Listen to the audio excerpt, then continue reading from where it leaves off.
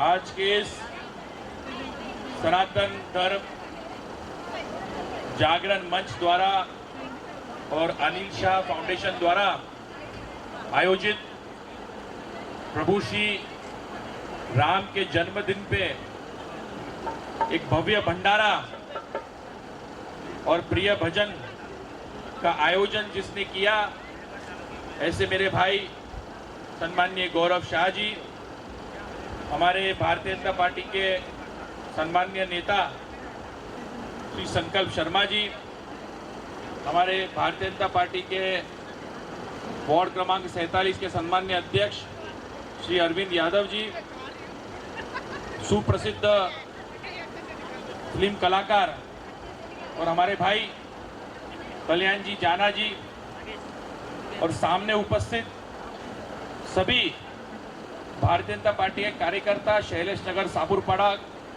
औरलम के हमारे सभी राम भक्त, आप सबका मैं यहाँ पर आज इस मंच के माध्यम से स्वागत करता हूँ। मुझे याद है कि मैं जब 21-22 वर्ष का था, तब से ही गौरव जी के पिताजी अनिल शाह जी के साथ में यहाँ पर शैलेश नगर सापुरपाड़ा में भी कहीं लोकहित के काम, लोकहित के कार्य के लिए जब अनिल जी बढ़ चढ़ कर हिस्सा लेते तो उनका एक सहयोग देने का काम, उनके साथ में कंधे से कंधा मिलाने का काम एक युवा अवस्था में भी मैंने किया है। तो मुझे गर्व है कि अपने माता पिता द्वारा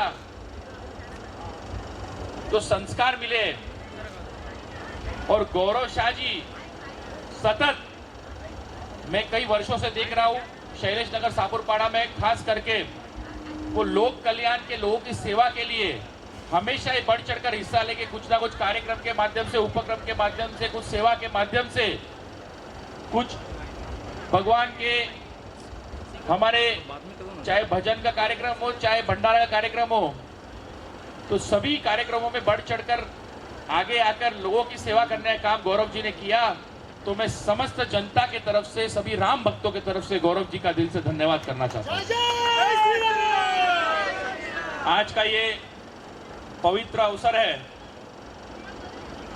हम सभी राम भक्त यहाँ इकट्ठा हुए हैं। मैं ज्यादा समय नहीं लूंगा, सिर्फ इतना कहूंगा कि आप इसी तरीके से गौरव जी अपने समस्त साथियों के साथ लोगों की सेवा में लगे रहे, और आने वाले दिनों में आपको कभी भी मेरी जरूरत पड़े या हमारे कोई भी कार्यकर्ताओं की जरूरत पड़े तो हम सब खंबीर बने से आपके पीछे खड़े हैं। ये आपको विश्वास दिलाना चाहता हूँ। आपने मुझे बुलाया, मान सम्मान दिया, इसलिए आप सबका दिल से धन्यवाद करता हूँ और अपने वाणी को विराम देता हूँ। जय हिंद, जय महाराष्ट्र, बोलो बोलो जय श्री राम।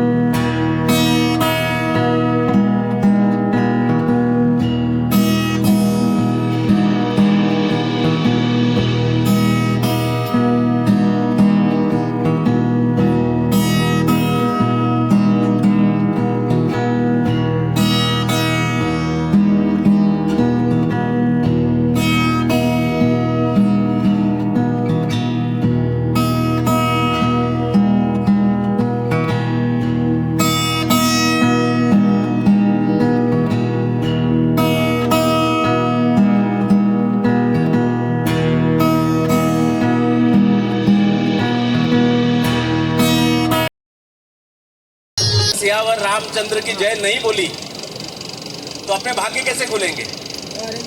इसलिए सब एक साथ बोल सियावर रामचंद्र की जय, बोल सनातन हिंदू धर्म की, बोल सनातन हिंदू धर्म की। इस सुंदर कार्यक्रम के आयोजक युवा मेरे मित्र गौरव शाह, हम सबके इस क्षेत्र के नेता संकल्प शर्मा जी, हम सबके भाई ऐसे परमिंदर जी, हेलो परमिंदर जी, हमारे शाखा प्रमुख सज्जन पवार जी, राजेश मुरे जी, नरेंद्र राठौड़ जी तथा उपस्थित सभी बहनों भाइयों। जब कांग्रेस का जमाना था तब ये गाना लिखा गया था, मेरे झोपड़ी के भाग खुल जाएंगे। अब ये मोदी जी और अमित शाह का जमाना है, पूरे विश्व के भाग खुल जाएंगे। हमारे प्रभु श्री राम आ चुके हैं पूरे विश्व का। जब राम मंदिर का आंदोलन होता था, कांग्रेस का शासन था, आंदोलन करते थे, पुलिस पकड़ती थी और हमको जेल में डाल देती थी। तब हम लोग नारा देते थे, सौगंध राम की खाते हैं, मंदिर वही बनाएंगे। तो लोगों को लगता था अरे हॉस्पिटल बनाओ, कोई बोलता था पब्लिक टॉयलेट बनाओ, क्या मंदिर बनाते हो? लेकिन उनको पता नहीं था कि मंदिर के रास्ते हम लोग भारत का निर्माण करना चाहते थे, भारत मंदिर का निर्माण करना चाहते थे। और देखो, प्रभु श्री राम का मंदिर बनते ही पूरे विश्व में ये जो शैतान पूरे विश्व को कब्जा करना चाहते थे, जो कहते थे हमारी विचारधारा ठीक है, बाकी जो भी अन्य विचारधाराओं को मानेगा उसकी गर्दन काट देंगे।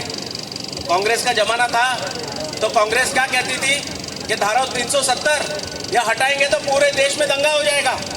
अमित शाह जी ने लोकसभा में कहा, एक पत्थर तो फेंक के देखो, बताते हैं कैसे दंगा करते हैं। देखो, प्रभु श्री राम का नाम लेते लेते ऐसा कहते हैं व्यक्ति का जीवन तर जाता है। जब सारे देश ने प्रभु श्री राम का नाम लेना शुरू कर दिया तो आपने देखा इस देश के भाग्य खुल गए। सच में मैं तो कहता हूं, भारत के प्रधानमंत्री माननीय नरेंद्र मोदी जी, अगर मैं उनको साधारण इंसान की अगर संज्ञा देता हूं तो मुझसे जैसा मूर्ख कोई नहीं है। एक अवतार पुरुष, महात्मा, विद्वान, ऐसे हमारे प्रधानमंत्री नरेंद्र मोदी जी का जब से इस देश में अवतरण हो गया, पूरे विश्व के भाग बदलने शुरू हो गए। जो लोग मंदिर का देश में विरोध करते थे और कहते थे सऊदी से तेल नहीं आएगा, अगर आप बाबरी मस्जिद को कुछ करोगे तो सऊदी के लोग तेल नहीं भेजेंगे, लेकिन मोदी जी के शासन में उसी सऊदी के शेखों ने और दुबई में मंदिर बना के दिखा दिया कि हमको मंदिर से कोई नफरत नहीं है। ये नालायक भारत की ये जो शासन पार्टी है और उसके जितने भी हमारी भाषा में हम चिलांडू बोलते हैं, ऐसे लोग मिल करके और हिंदुत्व का नाम बदनाम करने की कोशिश करते हैं। दोस्तों, आप और हम सब बहुत भाग्यशाली हैं। हमारे शायद पूर्वजों ने मंदिर टूटते हुए देखा था, हमने मंदिर बनते हुए देखा है। कल ही परसों जब ये वक्फ के विरोध में और अमित शाह जी बोल रहे थे, सच में ऐसा लग रहा था हनुमान जी इस लोकसभा में आके खड़े हो गए। हनुमान जी आके जो एक एक शब्द हमारे गृह मंत्री अमित शाह जी ने लोकसभा में कहे, मैं तो कहता हूं कि सभी ने YouTube पे जाकर के उनके भाषण का एक एक अंश सुनना चाहिए कि किस प्रकार से हिंदुत्व का नुकसान करने की कोशिश हुई। और कल इस वक्फ के काले कानून को हटा करके देश में एक और पाकिस्तान बनाने की जो साजिश थी कांग्रेस की, उसको नेस्तनाबूद करने का काम हमारे प्रधानमंत्री नरेंद्र मोदी जी और अमित शाह जी कर रहे हैं।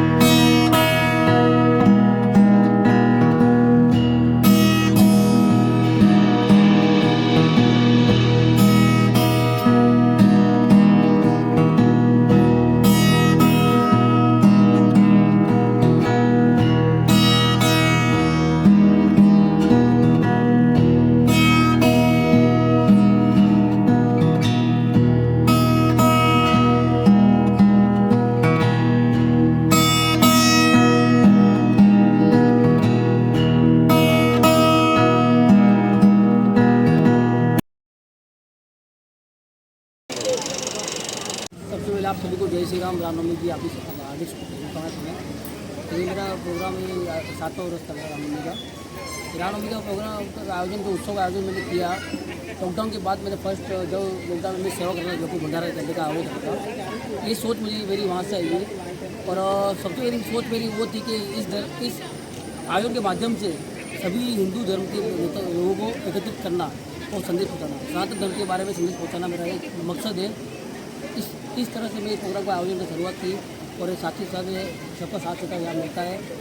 हज़ारों की तादाद में यहाँ लोग आते हैं, रामभोग आते हैं, यहाँ पालकी का आयोजन होता है, भंडारा होता है, छठ की पूजा होती है, सभी लोग शामिल होते हैं यहाँ पे। सभी धर्म के लोग यहाँ पे आते हैं, यहाँ के सब निवासी सब एकजुट का इस महोत्सव का आनंद लेते हैं और अच्छा लगता है। और मेरा जो मकसद था सनातन धर्म के बारे में, वो मकसद पूरा हो रहा है।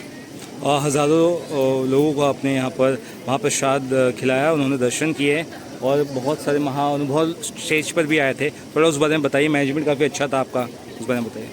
मैं जिस प्रोग्राम का आयोजन करता हूँ, काफ़ी रामनवमी उत्सव के बारे में क्या बोलूँ, कई जगह पे कुछ ना कुछ होते रहता है, लेकिन मेरा मकसद ये है कि सभी लोग को शांतिपूर्वक यहाँ पे माहौल बना रहे।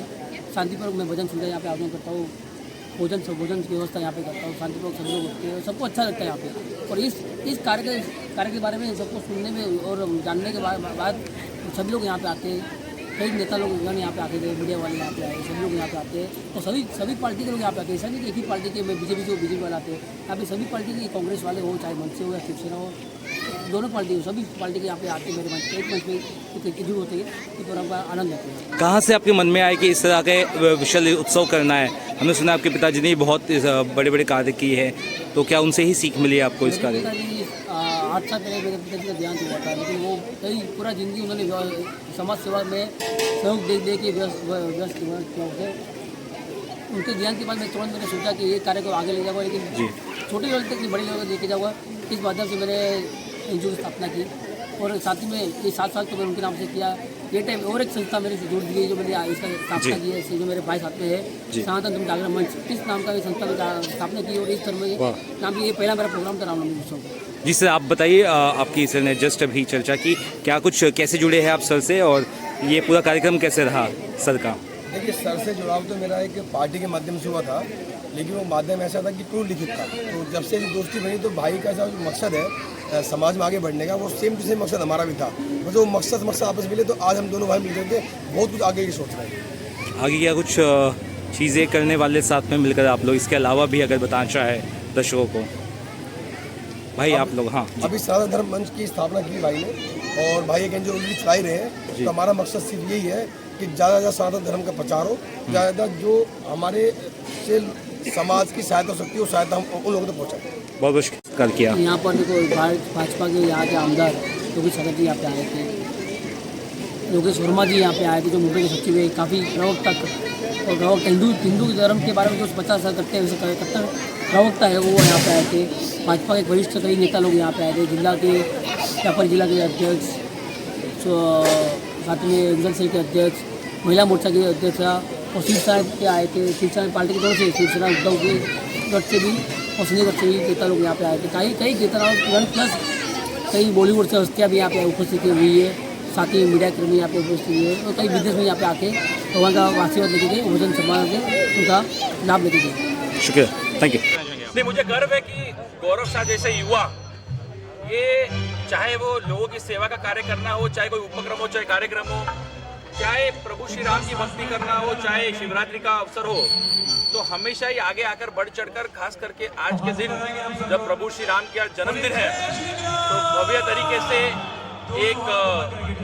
एक उन्होंने यात्रा भी निकाली, उसके साथ भजन भी रखा, उसके साथ में भंडारा भी रखा। तो कहीं ना कहीं लोगों की सेवा में तत्पर एक युवा अपने समाज की सेवा में उतरा है, तो मुझे खुद को स्वयं को गर्व होता है ऐसे मुंबई के युवा को देखकर। लास्टी गौरव जी, क्या कहना चाहेंगे सर, आपके इस बड़े इवेंट में आए, कितने खुश हुए आप?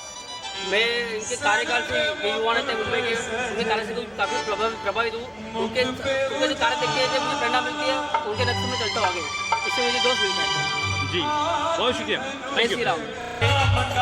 सभी देशवासियों को, राम जी पूरे विश्व के राजा, तो पूरे विश्व को रामनवमी की बहुत बहुत गौरव जी ने इतना बड़ा कार्यक्रम आयोजित किया है, उनके लिए क्या कहेंगे?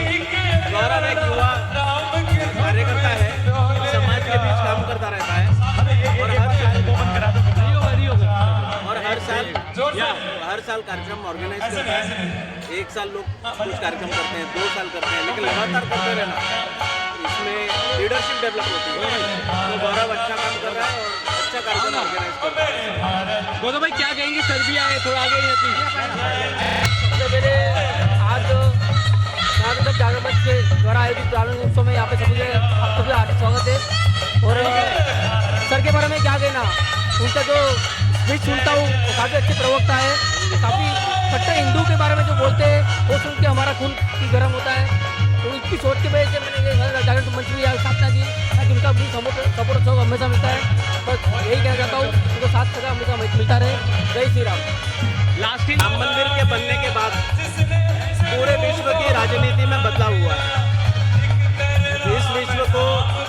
इस विश्व के प्राचीनतम धर्म हिंदू धर्म को जिस प्रकार से कम्युनिस्ट, कभी मुगल, कभी इस्लामिक जिहादियों ने नष्ट करने की कोशिश की, वो प्रभु श्री राम एक तरह से नरसिंह अवतार लेकर के बाहर आए और उन्होंने ये सारे षड्यंत्र को नष्ट करते हुए फिर एक बार हिंदुत्व का इस पूरे विश्व को शांति का, सद्भावना का और शक्ति का प्रतीक